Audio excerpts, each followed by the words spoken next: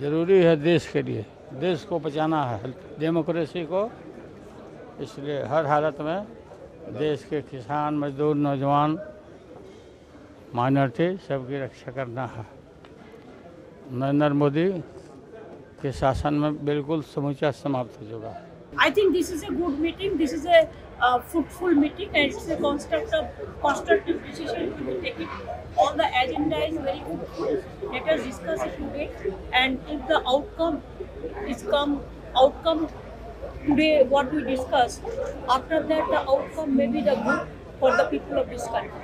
Meeting ज़रूरी इसलिए है, देश को बचाना, लोगों को बचाना, पॉलिटिकल लीडर के साथ जिस तरह व्यवहार हो रहा है, और मैं ये कहता हूँ कि देश की 2/3 जनता भारतीय जनता पार्टी के खिलाफ है, 2/3 जनता खिलाफ है। तो इस बार भारतीय जनता पार्टी का सफाया होने के लिए सब एक है। This meeting is a continuation of the process that was started in Patna a few weeks ago.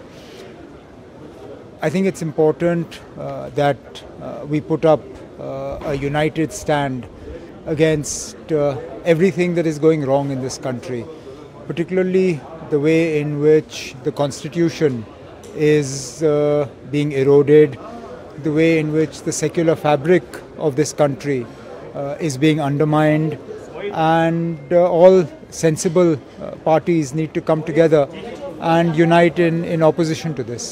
I think it is important because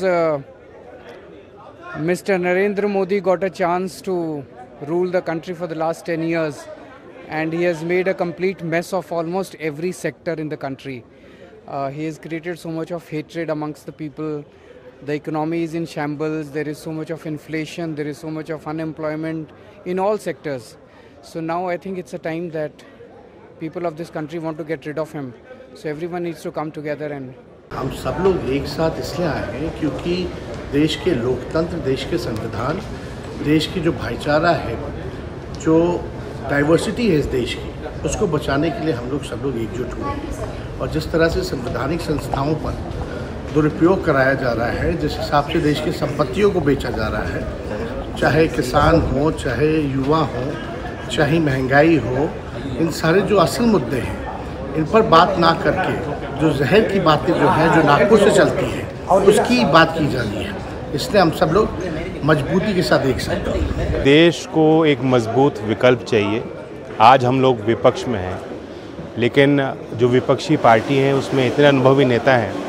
अगर आज हम तय करें, साथ मिलकर काम करें, जनता के मुद्दों को साथ लेकर चलें, जनता के बीच जाएं, संघर्ष करें, कोई कारण नहीं है कि 2024 में एक पलटी मिलेगी और एक अच्छी सरकार जो जन सहयोगी कार्य करे, संविधान को माने, देश के सबसे गरीब और कमज़ोर वर्गों को मुख्यधारा में लाने के लिए काम करे, ऐसी सरकार हमें मिल सकती है। जिस तरह से एक के बाद एक जो हमारी संवैधानिक संस्थाएं हैं उनको घेरा जा रहा है।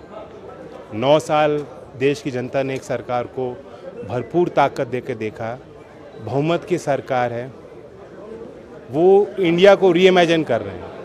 न्यू इंडिया का उन्होंने स्लोगन दिया है, जिस न्यू इंडिया में लोकतंत्र कम, भीड़ तंत्र ज़्यादा दिखता है। मॉब बनते हैं, कोई अनुसूचित जाति के व्यक्ति को, कहीं मुसलमान को, कहीं आदिवासी को घेर के मारा जाता है, और अन्याय सहने के बाद भी पीड़ितों को न्याय नहीं मिल रहा।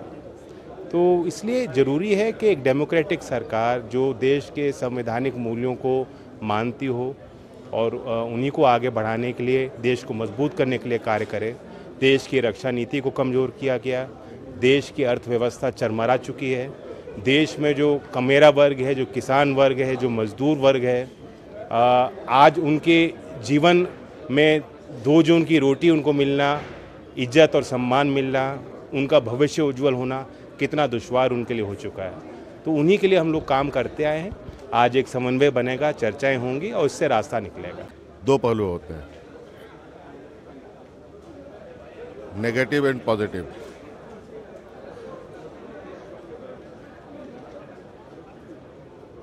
शुरुआत और अंत, पावर में भी नेगेटिव पॉजिटिव होती है। और आज जो देश की हालात है, और उस परिप्रेक्ष्य में भी दो समूह, एक सत्ता पक्ष एक विपक्ष रहता है और वर्तमान सरकार के द्वारा जो देश में हालात बनाई गई है उसी को लेकर आज ये एक बैठक है, उस पर डिस्कशन है।